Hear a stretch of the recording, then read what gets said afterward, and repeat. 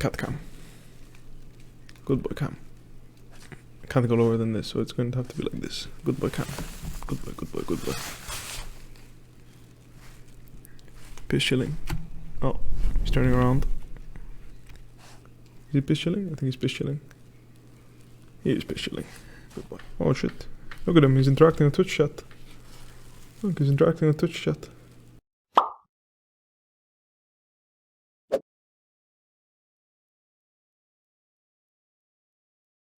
Why did I pick Yone versus G2? Some say it was pretty troll. I don't think it was troll, it was pretty good. I think the pick was fine. I didn't execute it perfectly, so oh well. What makes me so good in 1v1s? Am I? I don't know. I think I just think more than other people. Like I have a better game plan when it comes to builds, base timings, runes. Like I spend more effort into believing that, or into maximizing those small things. In 1v1 I will make sure that my runes are completely optimal and that my build is completely optimal. Am I dropping the more Fiesta playstyle for a more controlled work or one, or was it just for this week? In general, I think, I don't know, in general, I just don't know, like the whole more controlled thing is like, I don't know, like, for example, today I think I played like shit. Like, I legit didn't do anything. I played an early game champion that is supposed to smash lane, and I played it to have a 20 CS lead on Sion. If that, I don't even think I had 20 CS at 15, for example. Like, I don't even know what my CS lead was, but it was like a whatever CS lead. Like, it made no difference. Didn't do anything spectacular early game. Just sat on my ass and got carried. And to me, that's like really bad League of Legends, but, you know, if it works, I guess. And this is how every other top laner kind of plays. So, or in the LEC at least. So I don't know, maybe I should just adapt this playstyle. It's just for me it's not like, for me this way of like drafting / playing is something that's like really alien to me. Like I just don't I don't like it. Like I legit think I played like, I think top lane is the only role in competitive league where you can get away with this, and like actually people think that you're playing well, but in reality it's such a fucking terrible way to play the game. Unbelievable how bad it is. Playing a matchup that's winning like that and you get away with it, it's like, it's crazy, you know? Like, to me, this is crazy. Like, Sion or Nocturne, you only have a 20 CS lead, you should always lose. Same with, like, Sion versus Ornn, Renekton versus Ornn, it's the same idea. Getting away with this type of matchup and only having a 20 CS lead is, like, really, really bad, I think. Also, not having any particular or, like, any impact before that point of the game is also, like, really whatever. Enjoyed the game today.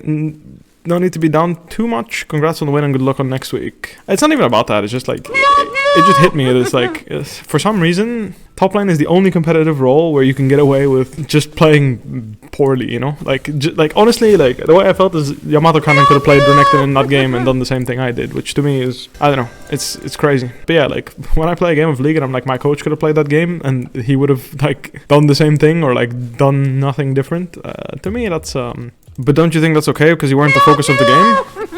But then I should have drafted a different champion. That's what I'm saying, you know, like why draft champions like Renekton if you're just going to sit there and get carried? Why not play Ornn or Sion if you're going to sit back and get carried, right? Like, that's kind of my idea. That's like the way I view the game. I don't mind playing Gangplank. Like playing Gangplank at an R and successfully managing getting through early game is something that takes skill, right? I think that's quite impressive. But playing Renekton and doing that is like, man, like getting out of early game without an advantage is actually bad for you, you know? Like it's not good. It's just something I noticed, you know, like professional top laning in Western, like especially in Western leagues, I think it's actually a joke. Maybe in China, maybe in Asia as well, but I think it's a little less so. Maybe I'm wrong though. I mean, I notice it. You notice it all across the world, really. It's not really something that, you know. It's something that, you know, like in my opinion, like the best top laners, they're really good at punishing this. So like the best top laners are really good at playing champions. Like for example, like a benchmark of strong top lane gameplay, funnily enough, has been to play the scaling tank into these blind pick carries and then coming out of the laning phase on top or equal. You can think of any top lane player at any time, at any point in time, and they were recognized to be able to either play the tank and get out of the laning phase very well against the blind pick Renektons of the world, or they would counter pick with a very extreme but hard scaling champion. Upset was amazing today. Yes, my bot lane is playing very well. Actually, this was something that I realized it today, you know. When I flashed in on Renekton with at the very end of the game, I didn't say a word that I would flash in, but it's actually impressive that my support followed up and CC chained perfectly on my flash W. Like, it's something that I realized, you know, like, I'm lucky to have a support that sees that. You know, like, how frustrating would it be that I flash in there and we don't time the CC well, Graves flashes away, we lose that team fight, and then you go in a review and you're like, if we were CC chained with Rel Renekton, it would have been a one-shot, right? That doesn't happen. And it's small things like that people don't see, you know? Obviously, like, people will assume that it's coordinated, but the fact that I don't have to coordinate it, I can just do it when I see that the opportunity is ripe and it works out, is something that I'm very grateful for to have in my team. It's very impressive to have a support player that sees this. It's not just about being smart, it's just about being aware of the situation, right? It was quite impressive. My teammate is capable of that. Could have gone Volibear, but I don't know. Volibear, Irelia is kind of meh matchup. I want to play some more Nocturne. I think the champion seems really strong, so I'm going to try and make it work. I think Nocturne's showing up a lot in Asian solo queue, so I'm going to go ahead and use that. Give it a shot. Do I think Fnatic in top 4 at the end of spring is realistic? I think it's realistic, yeah. So we're playing Nocturne. Level 1 I'm really strong, level 2 I'm really strong, level 3 I'm really strong, level 4 I'm really strong, level 5 I'm really strong. You get the idea. I'm pretty much strong at all points in a fight, so as long as the fight is even numbered, I can beat the crap out of relatively anyone. And if Irelia doesn't contest a wave against me, that means I can likely roam somewhere. Oh, just Volibear flipper. Gragas takes body slam as a flash, but doesn't want to. That's alright. Not a big deal. Not a big deal at all. Either way, I don't want to leash in a matchup or against Irelia, ideally. When you're playing against Irelia, you're going to want to get to the wave first. If I hit that, that would have been nice. But it's okay if I don't. I'm not sure. It seems like she took Q, or she would have E'd me there and went for the chunk. I was kind of fishing for what spell she had. Just take one slice there. Again, no need to overcommit into an E. I still don't know what spell she ranked, so walking into her E is a little bit awkward here. I'm going to want to try and make sure that she doesn't refresh her passive, but we'll see whether or not she does. This is why you take the W. I think if I fight her in a creep wave like this, I'm going to be winning.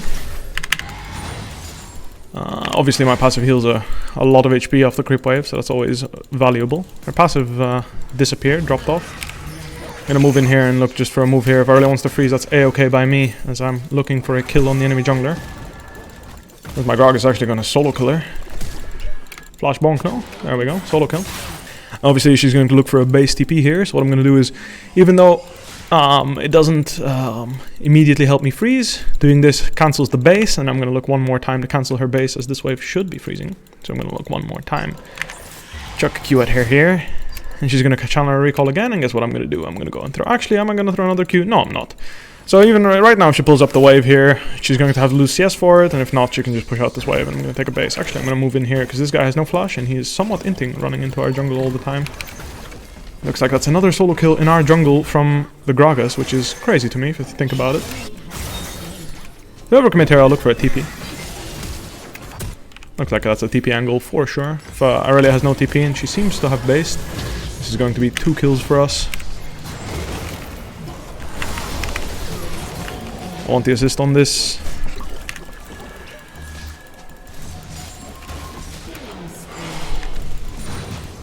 Feel like you always TP behind me. Funny. Maybe I do. Maybe I don't. I'm not sure. She backs off, respecting that. Conf is not too happy with the fact that I enjoy teleporting bot lane. Honestly, I think that my best play is to just walk up and push her out like this, get some of her HP out.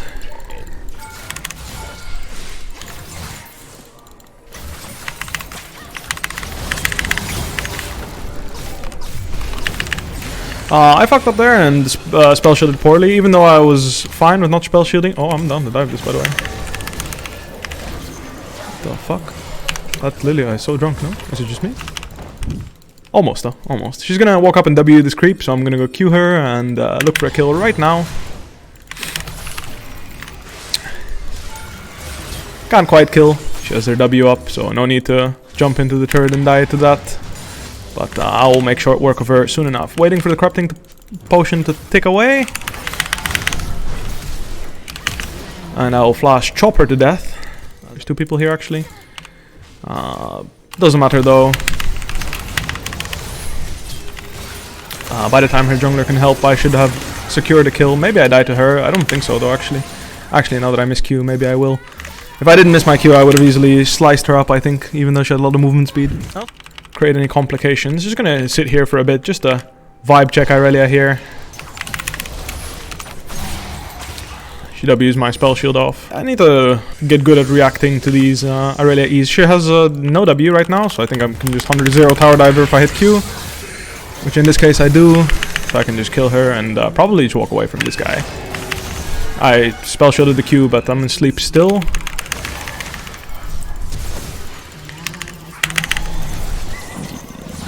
I think I'm gonna live here. No problem.